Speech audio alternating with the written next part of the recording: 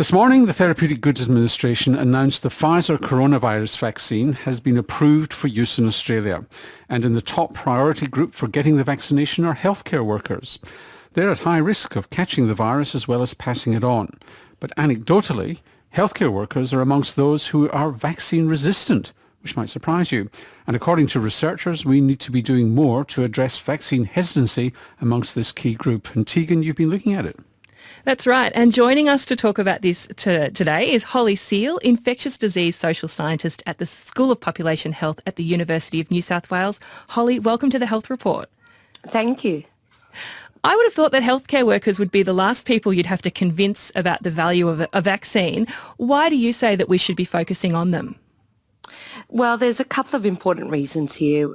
Healthcare workers and our, our aged care staff, they represent a microcosm of the community in general. So there will be those that have safety concerns about the vaccine, some that would like some further information, and there will be others that just need some reassurance about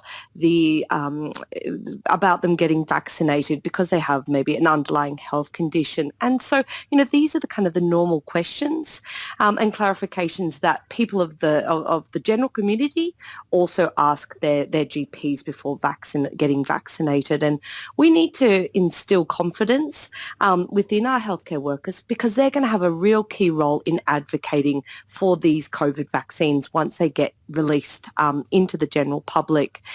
We know that if we get our healthcare workers vaccinated, they're more likely to go forward and actually vaccinate the patients that they come across in their practices. And so that's a real valid reason why we just need to dedicate some time and resources to making sure that we can address any questions or concerns that our health workers have as well.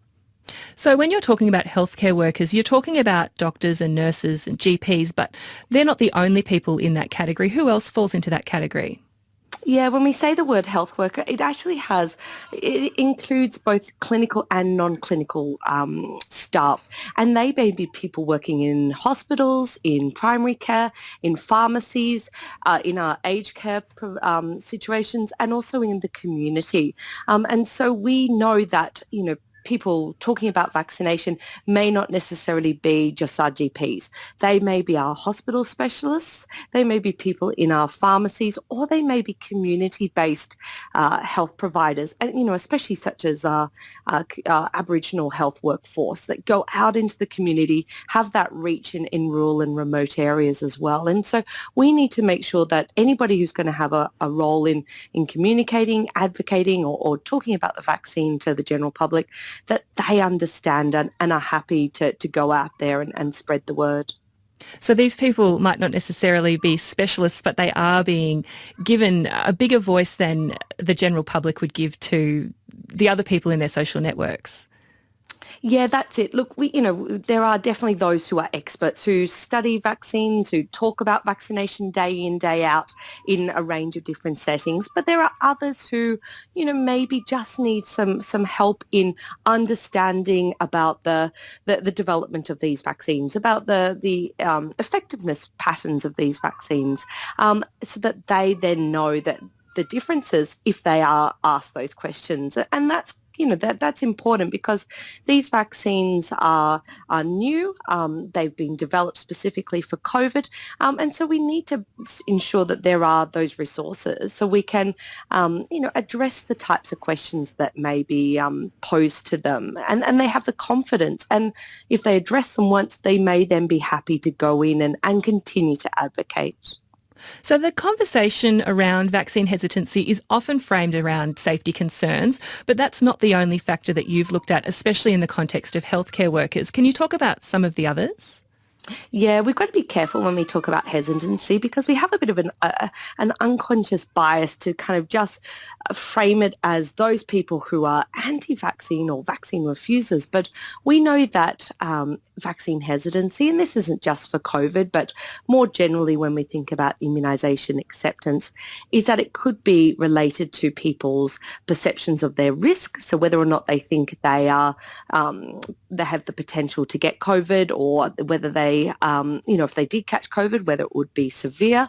It can also include those that, have challenges in actually accessing the vaccine. And so there is convenience issues, and they can be because, talking about staff members, because the vaccine's only delivered Monday to Friday and they work after hours, or they work on weekends, or they work in community settings where they just don't have access to a vaccine clinic. And so these are some of the challenges. And so these health workers may just miss out on receiving a vaccine because of a convenience issue.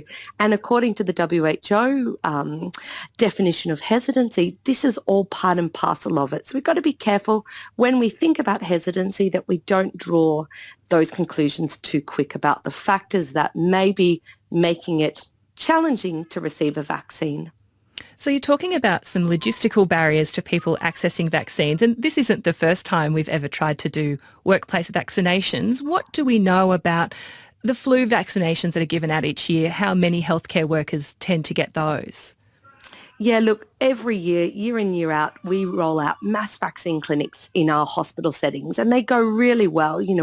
We vaccinate thousands of staff members. But what we know about those particular clinics is that we have a lot of staff on board. Those staff members have received training to communicate to the staff, but we also make it accessible to those who can't get off their wards. So we do mobile clinics. We take the vaccine into the wards and make sure that those staff members who are stuck for whatever reason actually also get a chance to get vaccinated. And there are a range of other kind of strategies we can use to try and make it as convenient as possible. And these staff members may need also some time to get questions answered. They also may need time to talk to someone about their particular health situation because they may have a chronic health condition and just want clarification about the safety for themselves. So there will be a range of different strategies that get rolled out, and including things targeting communication and also accessibility. Associate Professor Holly Seal, thanks so much for joining us on the Health Report. Thank you. And thanks, Tegan. Associate Professor Holly Seal is in the School of Population Health at the University of New South Wales.